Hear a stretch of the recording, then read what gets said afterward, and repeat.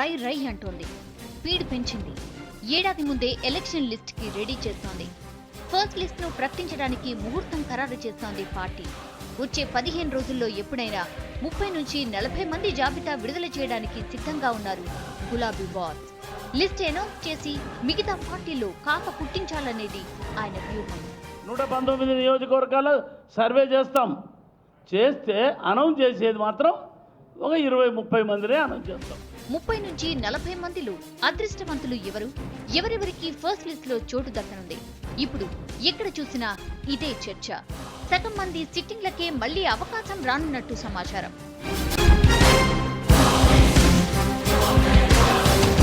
Sitting కి seat confirm అనుకోవడానికి కూడా లేదనే టెన్షన్ పట్టుకుంది క్యాడర్ కి.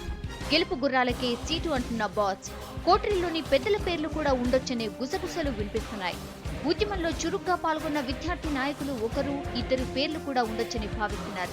ఉత్తర తెలంగాణ జిల్లాలకు చెందిన నియోజకవర్గాల అభ్యర్థులే ఎక్కువగా ఉండొచ్చని Telangana Bhavan talk. First list లో సిట్టింగ్లు కాకుండా ఖరారైన అభ్యర్థుల వివరాలు చూస్తే సికింద్రాబాద్ నుంచి పద్మారావు, సూర్యాపేట నుంచి జగదీష్ రెడ్డి, నర్సంపేట నుంచి పెద్ది సుదర్శన్ రెడ్డి, వనపర్తి నుంచి నిరంజన్ రెడ్డి, భూపాల్పల్లి నుంచి మధుసూదనాచారి, నిజామాబాద్ అర్బన్ నుంచి బస్వా లక్ష్మీనారాయణ, ఖానాపూర్ నుంచి రేఖానాయక్, ములుగు నుంచి చందులాల్, పాలకుర్తి నుంచి ఎన్ సుధాకర్, ఆలేరు నుంచి మహేందర్ రెడ్డి, షాద్ నగర్ నుంచి అంజయ్య పేర్లు ఖరారయ్యాయి.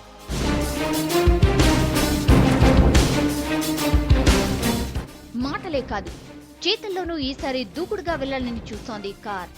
ఆకర్ష్ పథకంతో విపక్షాలను టెన్షన్లోకి నెట్టాలంటే ముందు ఒక లిస్ట్ విడుదల చేయాల్సిందే అనుకుంటోంది. అదేవిధంగా పార్టీలోకి వెళ్దామా వద్దా అని డైలమాలో ఉన్న వాళ్ళకి కూడా హెచ్చరిక పంపాలని చూస్తోంది. త్వరపడకపోతే సీటు లేదని జంపు జిలానీలకు హెచ్చరిక పంపాలని కూడా చూస్తున్నారు కేసీఆర్.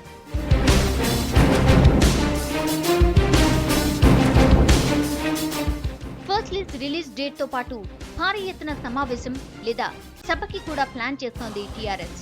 అన్ని పార్టీల కంటే ముందుగా అభ్యర్థులను ప్రకటించి అన్ని పార్టీల్లో ఎన్నికల వాతావరణం, సీట్ల హడావిడిని తీసుకురావాలని కూడా చూస్తోంది. కేసీఆర్ ప్రకటించే తొలి జాబితాలో ఎంతమంది సిట్టింగ్ల పేర్లు ఎగిరిపోతాయో చూడాలి.